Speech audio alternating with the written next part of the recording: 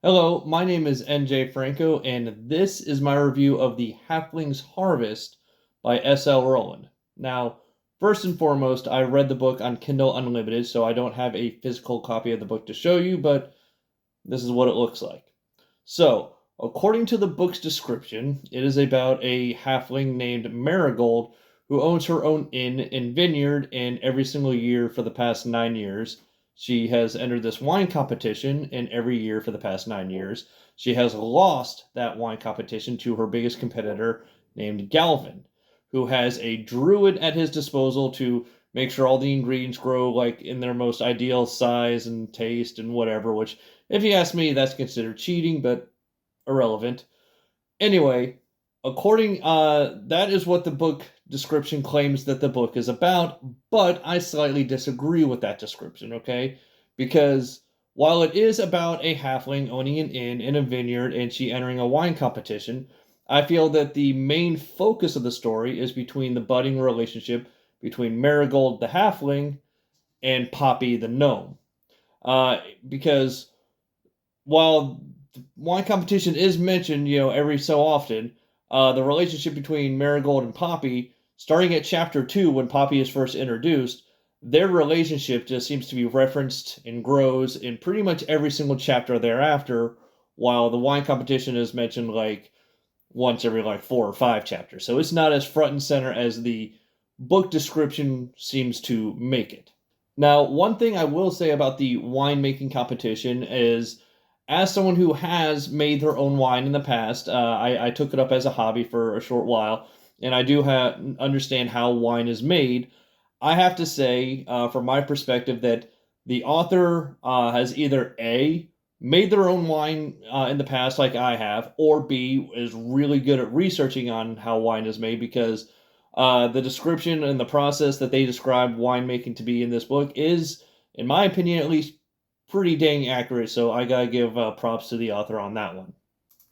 Also, a bit of an unexpected twist that this book made was during the actual wine competition, Marigold experiences a panic attack on 2 different occasions. Hopefully, that's not really considered a spoiler, but I do feel it needs to be mentioned.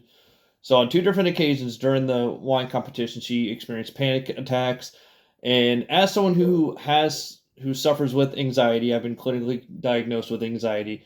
I say that the author actually did a very good job describing what a panic attack feels like to some.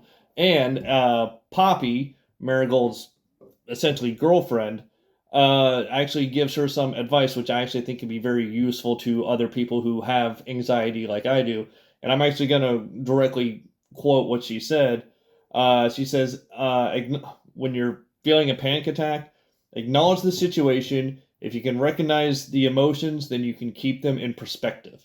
And I thought that was very useful advice. Poppy says some other, tips about, controlling your emotions and whatnot towards the end of the book. I'm not going to say what they all are. You're going to have to read the book to find out what they were.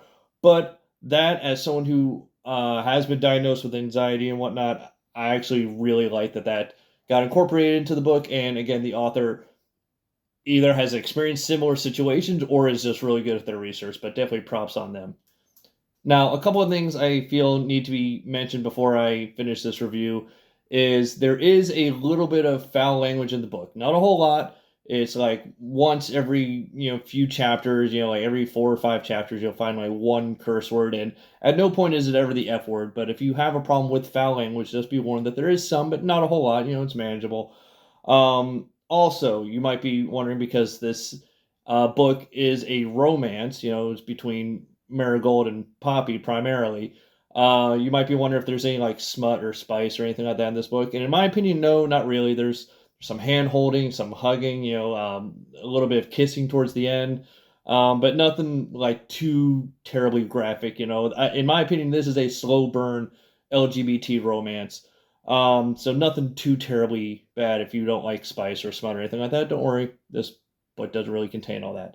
But yeah, I definitely enjoyed this book. So if you're looking for a slow burn LGBT romance between a halfling and a gnome, I definitely recommend you check this out, especially if you like cozy fantasies as well. But yeah, that's it for me. Definitely recommend this book.